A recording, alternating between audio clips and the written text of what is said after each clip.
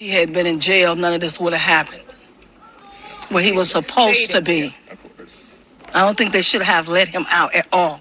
In the eerie aftermath of a horrifying Las Vegas tragedy that unfolded on December 11th, a community is left reeling, gripped by shock and grief. The sinister hand of 42-year-old Marvin Patterson cast a malevolent shadow, as he callously extinguished the lives of his 34-year-old wife, Schinara Patterson, his 14-year-old stepdaughter, Keziah Cohn, and their shared daughter, 6-year-old Schinara Patterson, before turning the lethal weapon upon himself. In a harrowing twist, the 11-year-old stepson, Derek, teeters on the precipice of life and death, his fate hanging by a thread of uncertainty. As the chilling details of their murders unravel, the community is haunted by the looming specter of an impending sex crimes against a child case involving Marvin. The sinister puzzle pieces fall into place, sparking an agonizing question that claws at the hearts and minds of all touched by this sinister calamity. Why did Schinara make the fateful decision to return to the enigmatic clutches of Marvin, a choice that would unleash an unfathomable nightmare, leaving in its wake a trail of despair and a chilling void in the souls of those who bear witness to this ghastly tragedy? Welcome to the American Crime, Femicide channel.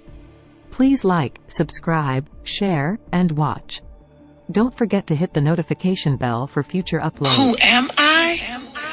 I am a queen. Just remember that you're the prize always. Say that one more time. Just remember that you are the prize. In the quiet suburbs of the city, 34-year-old Schinara Patterson was known as a loving mother, a loyal friend, and a woman who had earned the respect and affection of all who crossed her path.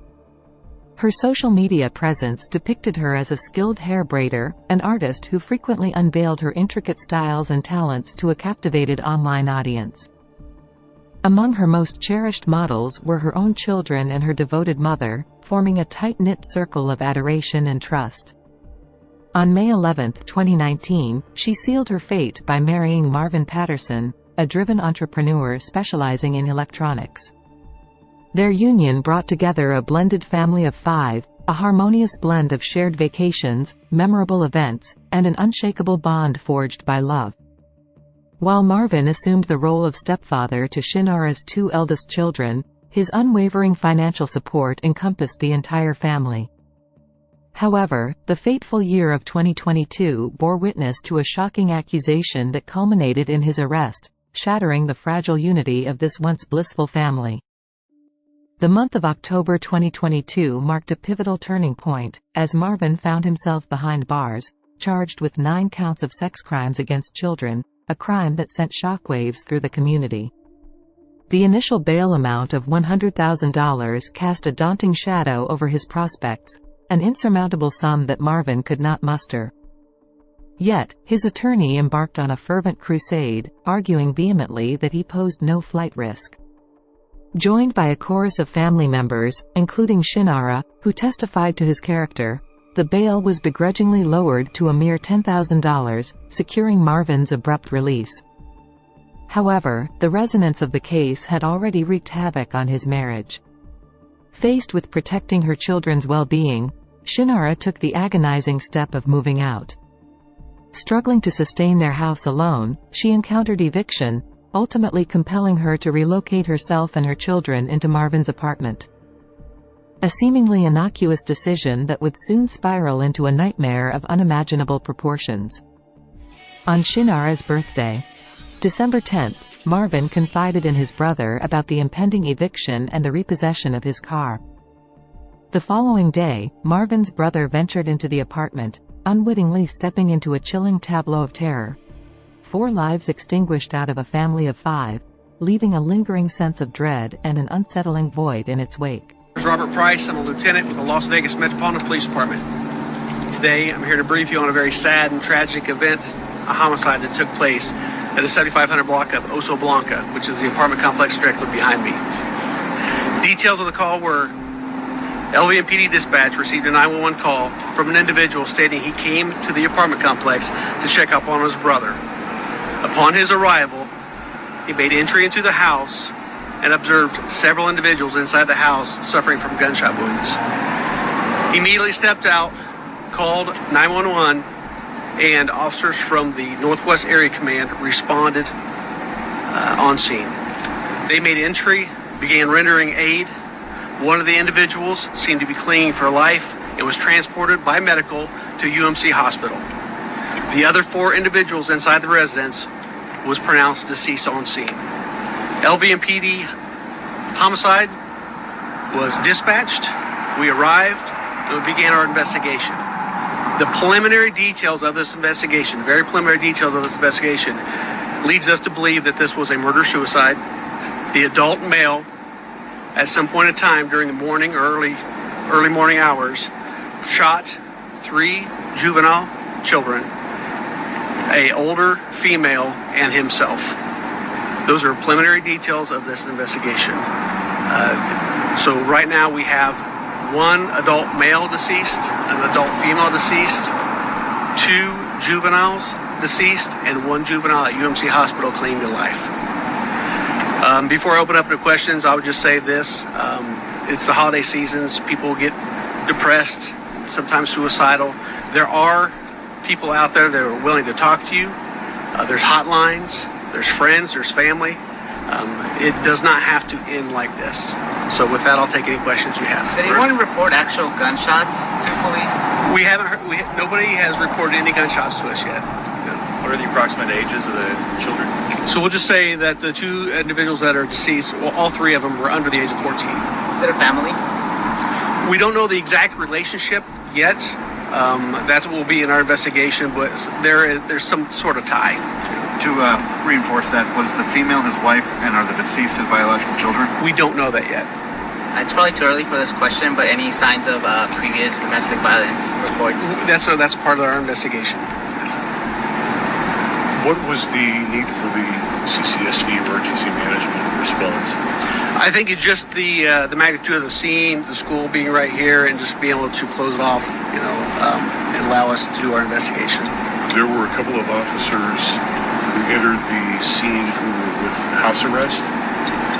Is it safe to assume that one of the people in there was under house arrest? Yes, the adult male suspect was under house arrest, yes, sir.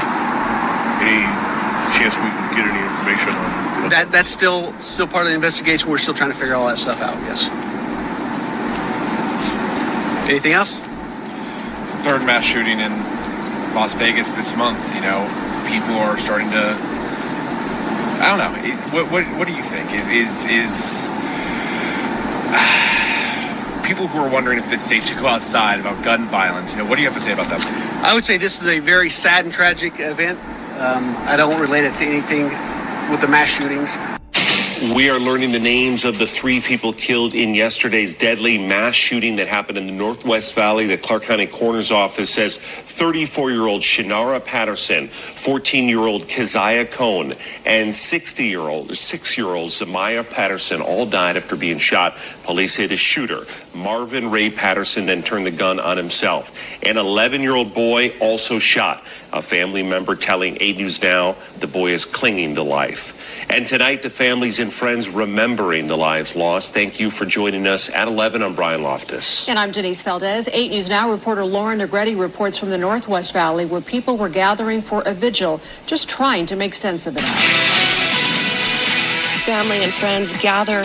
They describe Schinara as a loving mom and friend, and her girls as just the happiest little girls. I treated them kids like they was my own. An emotional night after Monday morning's tragedy. 5 people shot, 4 dead. The family clinging to their light in the darkness. This was not supposed to happen. Jamesetta Bernuti remembering her 34-year-old daughter, Schinara Patterson. She was sweet, kind, do anything for you. Schinara's sister, Michaela Bernuti. She was there.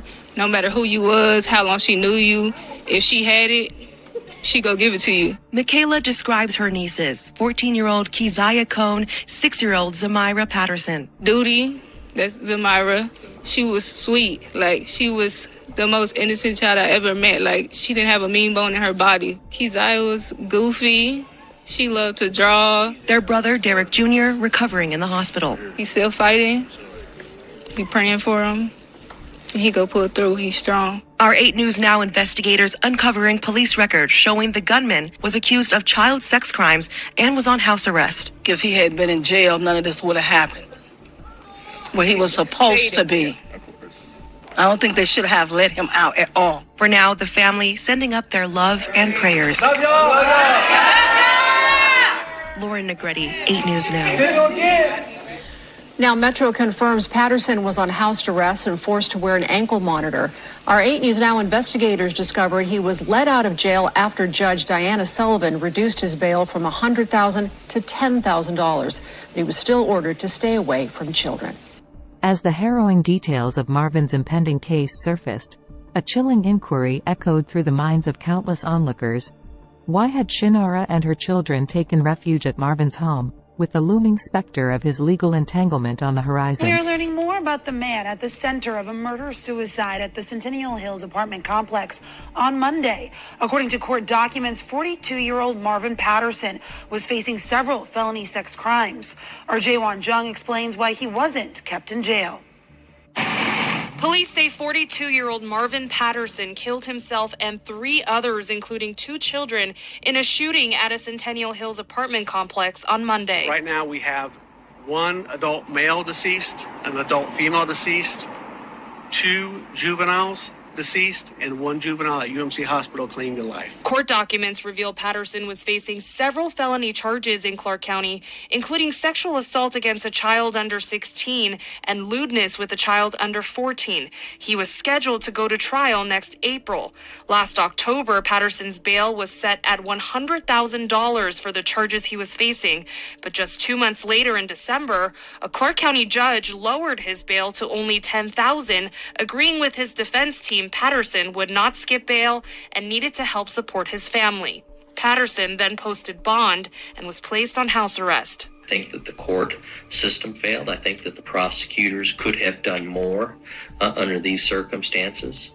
I think that the guardian or whoever brought those children over to the defendant's home failed these children as well. Former Clark County District Attorney David Roger believes more should have been done to keep Patterson in custody, given the severity of the crimes he was accused of. This case is truly a tragedy, and there are a lot of people who have a shared responsibility in what happened here. Metro Police confirmed Patterson was under house arrest at the apartment where the shooting occurred. A former attorney for Patterson told Channel 13 while Patterson's wife and children lived separately, he believes she brought them to his home because she had been evicted from hers. Unfortunately, Schinara faced the heartbreaking reality of returning to Marvin's home out of sheer desperation, facing eviction, limited financial resources, and scarce housing alternatives.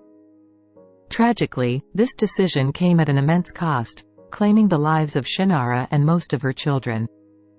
In the aftermath of this devastating incident, the family has initiated a GoFundMe campaign to assist with the funeral expenses for Schinara, Keziah, and Zymira.